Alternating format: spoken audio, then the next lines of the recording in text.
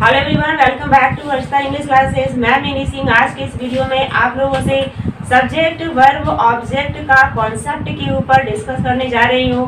Children, हम लोग जानते हैं हिंदी टू इंग्लिश ट्रांसलेशन बनाने के लिए सब्जेक्ट वर्ब ऑब्जेक्ट का कॉन्सेप्ट जो होता है बहुत ज़्यादा इम्पोर्टेंट है और सब्जेक्ट वर्ब ऑब्जेक्ट के बेस पर ही सारे के सारे हिंदी टू इंग्लिश ट्रांसलेशन हमें सिखाए जाते हैं। बच्चों को अक्सर ये समझ में नहीं आता है सब्जेक्ट वर्ब ऑब्जेक्ट है क्या, तो मैं इसी सब्जेक्ट वर्ब ऑब्जेक्ट के कॉन्सेप्ट को बहुत ही इजी वे में आज आप लोगों को क्लियर कर रही हूँ। मैंने यहाँ पे एक बहुत ही इजी सेंटेंस लिया है, सीता बहुत मेहनती है। हम लोग यहाँ पे देखते हैं सीता बहुत मेहनती है, सीता इज वेरी लेबोरियस। ये विदाउट टेंस विदाउट ऑक्सिलरी एक बहुत ही इजी सेंटेंस है। अब हम लोग यहाँ पे देखना है कि जो इंग्लिश ग्रामर का ये कॉन्सेप्ट है सब्जेक्ट वर्ब ऑब्जेक्ट, ये किस तरीके से हम लोगों को इस सेंटेंस में से कम आउट करना है। सबसे पहले चिल्ड्रन यहाँ पे देख रहे हैं सिंपल सेंटेंस है, तो इसमें हेल्पिंग वर्ब है लगा हुआ है। ये प्रेजेंट टेंस का है, प्रेजेंट टाइम का सेंटेंस है लगा हुआ है। अब हम लोग को इसमें से सब्जेक्ट वर्ब ऑब्जेक्ट को कम आउट करना है। बहुत ही इजी है। हम लोग को इस वर्ब के साथ जो एक और वर्ड है इन दोनों को एक साथ लेना है, यानी कि मेहनती है। मेहनती है तो वर्ब के साथ एक और वर्ड है मेहनती है। हम लोगों को एक सवाल करना है, कौन मेहनती है। यहाँ पे आंसर आ रहा है सीता, यानी कि सीता हमारा सब्जेक्ट है। अब यहाँ पे दूसरा एक सेंटेंस है, राम किताब पढ़ता है। इसमें हम लोगों को देखना है सब्जेक्ट और वर्ब को कैसे कम आउट करना है, कैसे हम लोगों को इस इंग्लिश के फॉर्मूला को इस सेंटेंस पे रखना है, इसको कैसे इंग्लिश में ट्रांसलेट करना है। ये सिंपल प्रेजेंट टेंस का है। आई होप इसे आप लोग समझ रहे हैं कि राम किताब पढ़ता है। ये सिंपल प्रेजेंट टेंस का एक सेंटेंस है, राम किताब पढ़ता है। हम लोग को पता है इसमें से वर्ब को कम आउट करना बहुत आसान है। हम लोगों को पता है पढ़ना, लिखना, खाना, पीना, हंसना, रोना, बैठना, ये सारी चीजें वर्ब है, यानी कि क्रिया है। तो इस सेंटेंस में से वर्ब को कम आउट करना बहुत आसान है। सबसे पहले हम लोग यहाँ पे वर्ब को कम आउट करते हैं, क्या है, पढ़ता है, यानी कि वर्ब कम आउट हो गया। अब हम लोगों को मैं पहले बता चुकी हूँ कि वर्ब से सवाल करना है हु लगाकर। वर्ब से सवाल करना है हु लगाकर। ये बहुत ही एक आसान सा ट्रिक है सब्जेक्ट को समझने का, क्योंकि बच्चों को अक्सर सब्जेक्ट समझ में नहीं आता है। Subject plus verb plus object जो ये इंग्लिश ट्रांसलेशन का फॉर्मूला है, तो सब्जेक्ट क्या है। तो हम लोगों ने देखा वर्ब को कम आउट हम लोगों ने कर लिया है। अब हु लगाकर सवाल करते हैं, यानी कि कौन। वर्ब से सवाल करते हैं चिल्ड्रन, कौन पढ़ता है। आंसर आ रहा है राम। सब्जेक्ट राम है, तो सबसे पहले इंग्लिश के रूल के अनुसार हम लोगों को यहाँ पे क्या करना है, राम लिखना है। उसके बाद वर्ब को लिखा जाता है, तो पढ़ता है ये वर्ब है।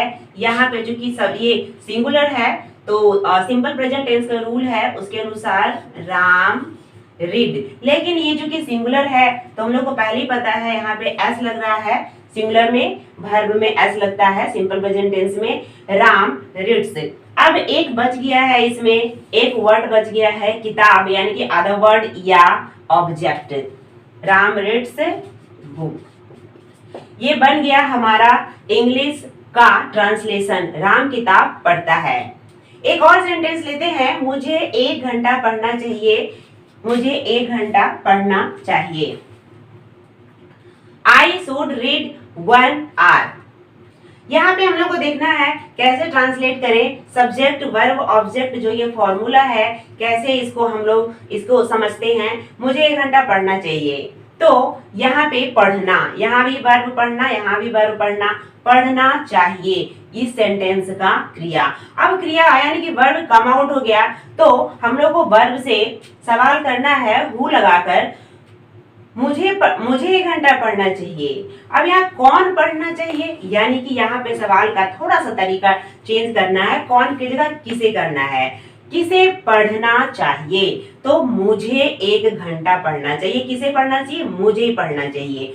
तो यहाँ पे सब्जेक्ट क्या है? मुझे, यानी कि आई। सबसे पहले सब्जेक्ट को लिखा जाता है, तो आई, मुझे का आई। उसके बाद यहाँ पे है पढ़ना चाहिए, तो पढ़ना चाहिए का हम लोग को पता है कि ये चूंकि मॉडल ऑक्सिलरी वर्ब का सेंटेंस है, तो यहाँ पे हेल्पिंग वर्ब क्या है? यहाँ पे इस सेंटेंस का वर्ब है शुड, और मॉडल ऑक्सिलरी वर्ब का रूल है सब्जेक्ट के बाद हम लोगों को शुड लगाना है, उसके बाद मेन वर्ब को हम लोगों को लगाना है रीड। तो आई शुड रीड एक्स्ट्रा शब्द है, एक्स्ट्रा वर्ड है 1 घंटा, अदर वर्ड है लास्ट में मैंने यहाँ लिखा है 1 आवर। तो चिल्ड्रन, आप लोगों ने देखा कि सब्जेक्ट वर्ब ऑब्जेक्ट को समझना कितना आसान है। किसी भी तरह का सेंटेंस है, आप लोग आसानी से सब्जेक्ट वर्ब ऑब्जेक्ट को समझ सकते हैं। और इंग्लिश ग्रामर का, इंग्लिश सेंटेंस बनाने का सबसे आसान तरीका यही है, यही बेस है, यही नींव है। मैं आप लोगों को यहाँ पे और भी अभी क्लियर कर रही हूँ। वे लोग खाना खाते हैं, यहाँ पे हम लोग देखते हैं वे लोग खाना खाते हैं। यहाँ पे हम लोग को पता है ये भी सिंपल प्रेजेंट का एक सेंटेंस है। यहाँ पे खाते यानी कि खाते हैं, ये वर्ब है, खाना क्रिया है, खाना जो कि प्लेट में रखा हुआ है ये अदर वर्ड है। अब हम लोग को देखना है खाते हैं, पता है खाना क्रिया है, वर्ब है ये, ठीक है। अब इससे सवाल करते हैं हु लगाकर, जो कि मैंने आप लोगों को टिप्स बताया है, बहुत ही आसान सा और जबरदस्त टिप्स। तो देखते हैं खाते हैं, कौन खाते हैं? आंसर सब्जेक्ट क्लियर हो गया, वे लोग, यानी कि यही सब्जेक्ट है। अब हम लोगों को सबसे पहले सब्जेक्ट लिख देना है दे, वे लोग मीन्स दे।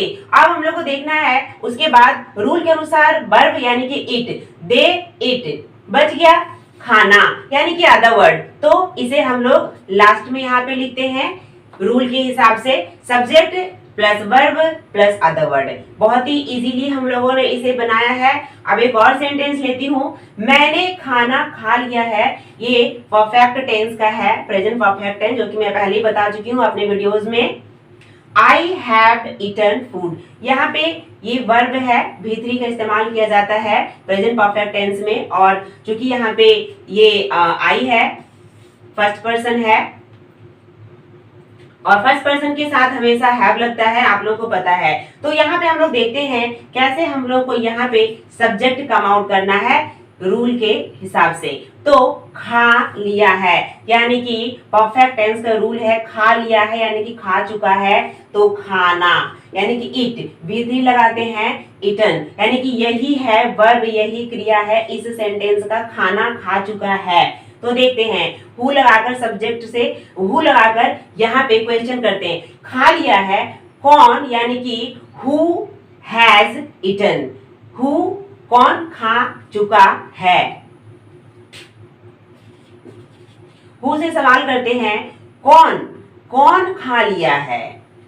आंसर बहुत ही आराम से निकल गया, मैंने खा लिया है, मैंने खा लिया है, यानी कि इस सेंटेंस का सब्जेक्ट क्या है? आई। तो सबसे पहले यहाँ पे हम लोग को आई लिखना है, फिर रूल के हिसाब से यहाँ पे परफेक्ट टेंस में हैव या हैज का यूज करते हैं, तो यहाँ पे आई के साथ हैव लगता है, इसलिए हम लोगों ने यहाँ पे हेल्पिंग वर्ब हैव का यूज किया है। और उसके बाद ये मेन वर्ब है, ये यहाँ पे मेन वर्ब है, तो हैव या हैज के बाद मेन वर्ब लिखते हैं, तो V3 का यूज होता है, V3 का यूज हम लोगों ने किया है। उसके बाद अदर वर्ड, यानी कि यहाँ भी सब्जेक्ट प्लस हैज या हैव, और उसके बाद मेन वर्ब V3 और अदर वर्ड। तो चलिए, हम लोगों ने देखा यहाँ पे कि किस तरीके से, चाहे वो सिंपल प्रेजेंट हो, चाहे वो प्रेजेंट परफेक्ट हो, किसी भी तरह का सेंटेंस हो, आराम से हम लोग यहाँ पे उसको ट्रांसलेट कर ले रहे हैं। कॉन्सेप्ट को थोड़ा और भी क्लियर करते हैं। मैं यहाँ पे आप लोगों को अब नेगेटिव सेंटेंसेस के माध्यम से समझाती हूँ, ठीक है। तो देखते हैं, मैं नहीं खाती हूँ, ये सिंपल प्रेजेंट टेंस का नेगेटिव सेंटेंस है, मैं नहीं खाती हूँ।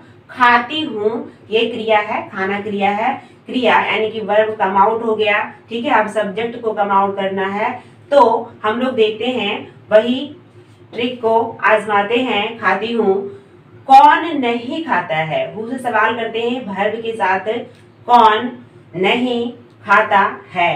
कौन नहीं खाता है? मैं नहीं खाती हूँ। तो यहाँ पे सब्जेक्ट मैं, क्लियर हो गया? मैं नहीं खाती हूँ सब्जेक्ट को हम लोगों ने लिखा, प्लस अब सिंपल प्रेजेंट टेंस का रूल है कि मेन वर्ब के पहले हम लोगों को उस सेंटेंस का हेल्पिंग वर्ब को लिखना होता है। तो यहाँ पे डोंट का इस्तेमाल करना है। ये पहले ही बता चुकी हूँ अपने वीडियोस में, टेंस का वीडियोस में। तो यहाँ पे मेन वर्ब के पहले हम लोगों को ध्यान में रखना है कि उस वाक्य का हेल्पिंग वर्ब को यूज करना है सब्जेक्ट के बाद। तो यहाँ पे डोंट का यूज होना है, डोंट मैंने लगाया है, उसके बाद मेन वर्ब आप लोगों को लगाना है, फिर अगर अदर वर्ड हो तो अदर वर्ड। नेक्स्ट देखते हैं, राम नहीं पढ़ता है, ये भी सिंपल प्रेजेंट का है। देखते हैं, पढ़ना इसका क्रिया है, वर्ब है। कौन नहीं पढ़ता है? वर्ब से सवाल करते हैं, कौन नहीं पढ़ता है? तो राम नहीं पढ़ता है। राम, राम यहाँ पे सब्जेक्ट हो गया। अब राम चूंकि सिंगुलर है तो यहाँ पे डोंट नहीं होगा, डजंट होगा, रूल के हिसाब से इसका हेल्पिंग वर्ब है। तो सब्जेक्ट प्लस डजंट यानी कि हेल्पिंग वर्ब और उसके बाद मेन वर्ब क्रिया। ठीक है, राम डजंट रीड, और अगर अदर वर्ड है तो उसके बाद अदर वर्ड। एक और सेंटेंस लेते हैं पास्ट का, सिंपल पास्ट का। वे लोग नहीं गए। दे, अब यहाँ वे लोग नहीं गए, यहाँ पे लगने वाला है डिडंट। यहाँ पे सवाल करते हैं, क्रिया जाना, गया, कौन नहीं गया? तो वे लोग नहीं गए। यहाँ पे सबसे पहले सब्जेक्ट को लिखना है, वे लोग सब्जेक्ट निकल के आ रहा है, तो दे। अब यहाँ हेल्पिंग वर्ब पास्ट टेंस है, सिंपल पास्ट टेंस का है, डिडंट लगता है। They didn't go. ठीक है, तो यहाँ पे हम लोगों ने देखा, चाहे पास्ट हो, चाहे प्रेजेंट हो, चाहे चाहे मॉडल ऑक्सिलरी वर्ब हो, चाहे बहुत ही एक आसान सा सेंटेंस हो without any tense, without any modal, तो किस तरीके से हम लोग को सब्जेक्ट वर्ब ऑब्जेक्ट इसी फॉर्मूले के आधार पे हम लोगों को किसी भी तरह का बड़े से बड़ा, छोटे से छोटा सेंटेंस को आराम से ट्रांसलेट कर लेना है। आप मुझे फेसबुक पे, इंस्टाग्राम पे भी फॉलो कर सकते हैं। प्लीज मेरे इस वीडियो को लाइक करें, शेयर करें, ताकि और भी बच्चे इसे समझ सकें, कैसे ट्रांसलेशन बना सकते हैं। सब्जेक्ट और वर्ब का प्रॉब्लम्स जो है, जो कंफ्यूजन है, उन लोगों का भी दूर हो सकता है। थैंक्स।